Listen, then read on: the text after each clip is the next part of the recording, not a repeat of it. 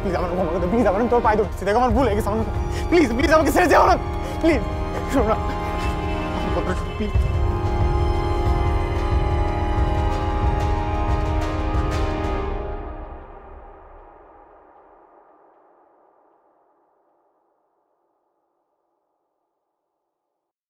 এর আগে আমি যতবার এই খেলা খেলেছি প্রতিবারই স্বামীরা নিজেদের স্ত্রীকে স্যাক্রিফাইস করে দিয়েছে, কিন্তু কখনোই স্ত্রীরা নিজের স্বামীকে মেরে ফেলেনি। শুধুমাত্র নোভা সেটা পেরেছে।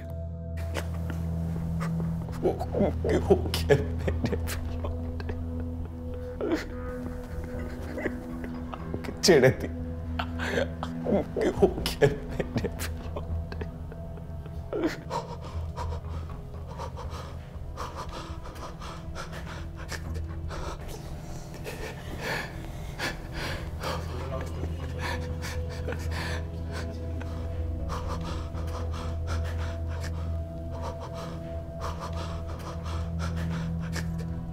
হয়তো নোভার ছোটবেলায় বাবার বলা কথাটা ওর মনে পড়ে গিয়েছিল।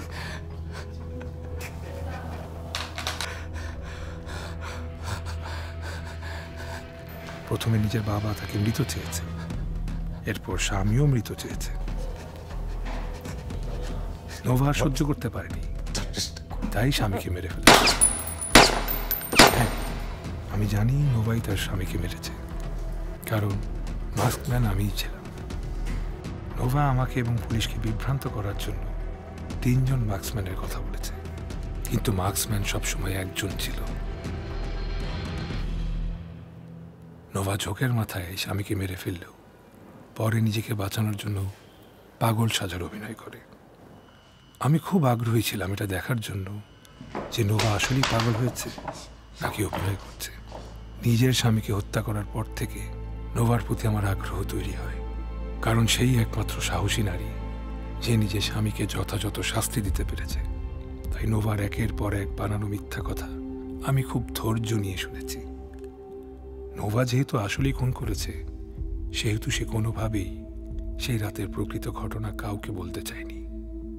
এই জন্য ব্যবসায়িক পার্টনারদের সাথে ঝামেলা, 3 জন মার্কসম্যান স্বামীকে গুলি করেছে, এরকম বেশ কিছু মিথ্যা কথা সে বলেছে। নোভা অনেক বুদ্ধিমতী, তাই যখন সে পুলিশের কাছে সব দোষ স্বীকার না করে পাগল সাজার অভিনয় করল, তখন আমার সামনে নোভাকে বাঁচানোর একটা সুযোগ আসলো। আমি নিজেই নোভার কেসের দায়িত্ব নিয়ে নিলাম, কারণ নোভার তো আসলেই কোনো দোষ নেই, সেও তো আমার মতোই ভিকটিম। চুল পড়া অনেক কমে গেছে।